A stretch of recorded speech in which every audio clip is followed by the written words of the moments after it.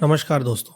अगर मैं आपसे पूछूं कि आपकी सैलरी कितनी है तो सभी लोग अपनी सैलरी के हिसाब से 10, 20, 50,000 या लाखों में बताएंगे। वहीं अगर मैं आपसे ये पूछूं कि आपका महीने का खर्चा कितना है तो 10,000 सैलरी वाले लोग 15,000 खर्च बताएंगे, 20,000 वाले इससे और दोगुना बताएंगे और जैसे जैसे सैलरी बढ़ा दी जाए वैसे वैसे लोगों के खर्चे बढ़ते जाएंगे। लेकिन सवाल ये है कि लोग अपने खर्च के लिए एक्स्ट्रा पैसा कहाँ से ला रहे हैं? सिंपल है, क्रेडिट कार्ड से। क्योंकि क्रेडिट कार्ड सबसे जल्दी पैसा देता है और आपकी सैलरी से 2 गुनी लिमिट आपको देता है। लेकिन सवाल ये आता है कि क्रेडिट कार्ड कंपनीज आपको आपकी सैलरी से 2 गुनी लिमिट ऑफर क्यों करती है? आइए इसे डीप में समझते हैं। आज इंडिया में लगभग 55% लोग अपनी आमदनी से ज्यादा खर्चा करने के कारण कर्ज में डूबे हुए हैं, लेकिन फिर भी वह बिना किसी एक्चुअल बजट प्लान के बिना सोचे समझे अपने खर्चों को बढ़ा रहे हैं। आज हर आदमी लगभग अपनी आमदनी से 2 गुना पैसा अपनी जरूरतों के नाम पर खर्च कर रहा है। उनके इस खर्च में ऑनलाइन शॉपिंग, फूड, ट्रैवलिंग और काफी सारा अनवांटेड थिंग शामिल है। दरअसल लोग ऐसी चीजों पर अपना पैसा खर्च कर रहे हैं जिनकी असल में उन्हें जरूरत ही नहीं है। वह सिर्फ अपने मन की शांति के लिए या फिर किसी और कारण के उस चीज को खरीद रहे हैं जिसके कारण उन्हें कर्ज लेना पड़ रहा है और वे कर्ज में डूब रहे हैं।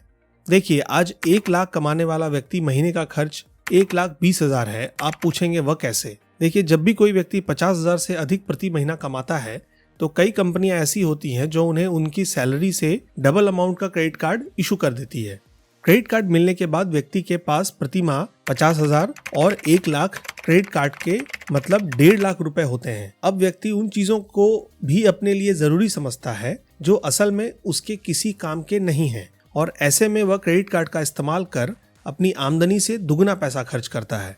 यह पैसा उसे इंटरेस्ट के साथ चुकाना भी होता है, लेकिन यह सब बातें उसे जब उसकी सैलरी या महीने का बजट सामने आता है तब समझ आती है, लेकिन तब तक काफी देर हो चुकी होती है। आपको समय रहते ही आपकी सैलरी के हिसाब से पैसा खर्च करना और बचाना सीखना होगा। अगर आपके भी खर्चे बहुत ज्यादा हो रहे हैं और सेविंग करना चाहते हैं तो हम आपको ऐसी 6 टिप्स के बारे में बताएंगे जिनसे आप अपने खर्चों को कम कर सकते हैं। सबसे पहले आपको अपना एक बजट बनाना होगा। इस बजट में आपको आपकी जरूरतों का जरूरी सामान एवं घर की जरूरतों के जरूरी सामान के अलावा किसी अन्य चीज को शामिल नहीं करना है। आप अपनी सैलरी का 10% हिस्सा सिर्फ घर की जरूरतों पर ही खर्च करें और जितना हो सके अपने बजट पर बने रहे फालतू या दिखावे के लिए यहाँ वहाँ की चीज बिल्कुल ना खरीदें। दूसरी टिप है क्रेडिट कार्ड का इस्तेमाल बहुत ही कम करें। क्रेडिट कार्ड एक ऐसा जाल है जिसमें आप एक बार फंस गए तो बाहर निकल पाना बेहद मुश्किल है।